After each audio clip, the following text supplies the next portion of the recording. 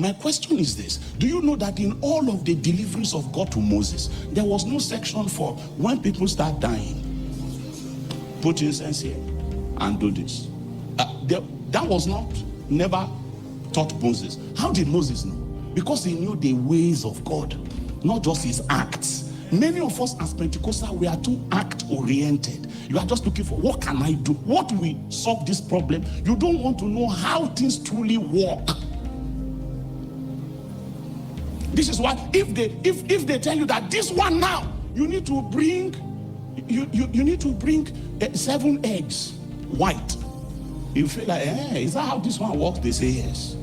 You will be tempted to bring it. You will be tempted to bring it because you do not really understand the fabric of the realm that you are trying to interface with. What you have are quick fixes, formulas that may very well be true and that may very well have worked, but you don't know why they work. And because you don't know why they work, you will not have the versatility that is required in someone that will truly be called an expert. So while Aaron was the one doing the performative part of priesthood, it was Moses that understood the fabric. Moses was the one that knew why the things that worked. So he could combine basic things in order to solve emerging problems that were not anticipated and that were not handed over in clear terms. So Moses knew that what is going on right now, there is an arrangement here that can solve this problem. Okay? What do we use to draw a line? How do we separate the dead from the living?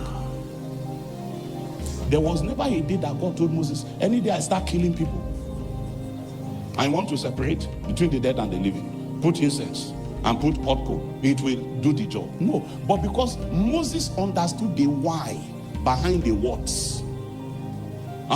He knew the why. He knew the how that was behind the what. He could combine normal, simple-looking things in order to deal with strange and new strands of problems. The kind of thing I'm trying to do is the lot of some of us.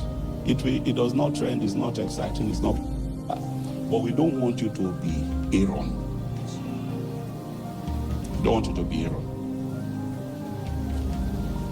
It's important for you to know the ways of God. Know his ways. To understand God.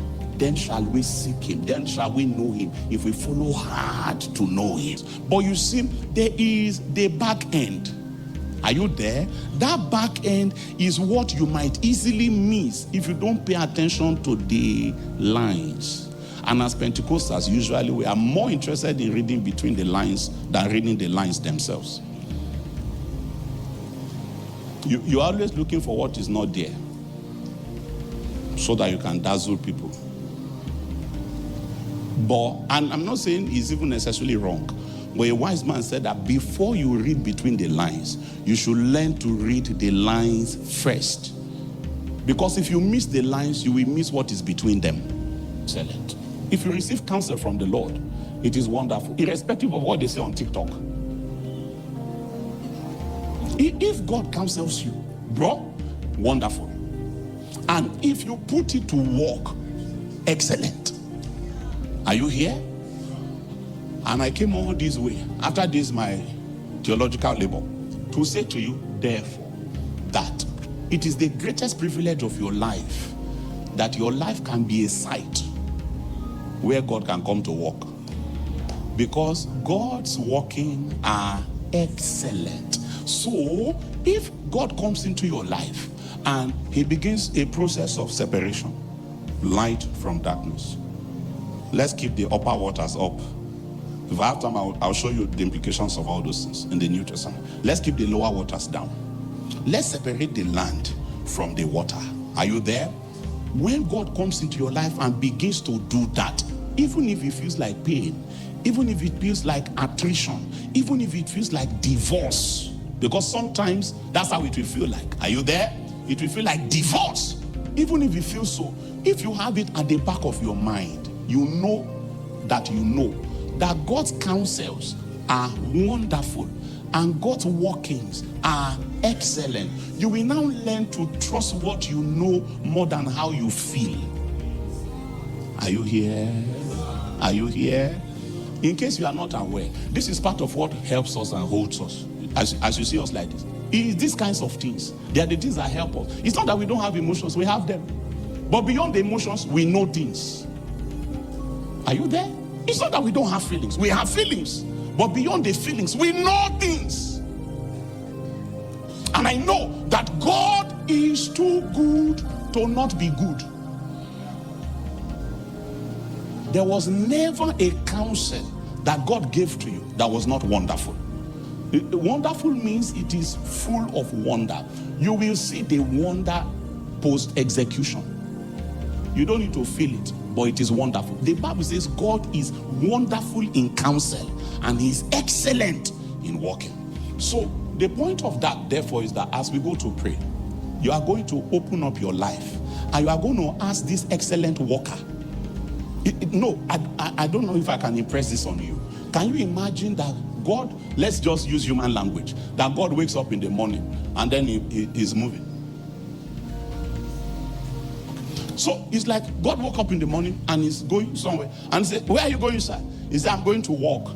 Say, you are going to walk. You are going to walk. Say, yes, walk. He said, no, I'm going to sight. Say, sir, where are you walking today? And he said, Chukwudi. Hey, say, sir, where is sight today? Say, I'm going to Chukwudi. So Abba comes. Imagine God arriving in your life like a worker with his toolbox, with his drilling machine, with spanners and hammers. And they say, where are you going today? Say, I'm going to sight. And that sight is Elizabeth. And God arrives on site. Hello? And then everything is like, have you been to sites there? You are seeing scaffold here. Everything is like, hey, there are some of you that when they show you the floor plan of that thing, you will never know what it means until you see the building. There are people too that have told you, say, all this, I don't understand it. I know now, but say, I don't understand it until I see it. I don't understand it because there are, and I have people like that too in my own life. They cannot read building drawings. Anyhow you show, they say, this, the entrance is boring. So even if God comes to you and show you design, say, this is the plan, no, this is the outlay. And because of, we are going for floors, so there's a way we need to drill this thing. You will not understand it. How much less observers? See what is going on here. So God, when you were not this serious, life was better. Oh. Life was better. This your thing. Like, say, now like this, you go there. And then you are looking at yourself. You know, what keeps people going at those moments are things like this. Say, this my God is wonderful in counsel. This my God is excellent in working. The thing may not appear so now, but if God is separating, he's doing an excellent work. Are you there? And if God is insisting, he's bringing a wonderful counsel. This counsel will bring out wonder. The wonder is post-execution, not during, not pre. Post-execution. It is at the end that people will come and say, we misjudged you. You see, if you did not follow through, that day will not break. When people will come and say, we are sorry we misjudged you. The only reason people come around to say, we are sorry we misjudged you, was because you did not follow the dictate of the voice and the speakings when you were misjudged. Do you trust what you know of God more than how you feel in the heat of construction? You know, when they started doing some breakings here, I used to tell people in that time, I said, oh boy, una go chop rod, your eye go red. Rod. Oh, rod. You don't understand rod.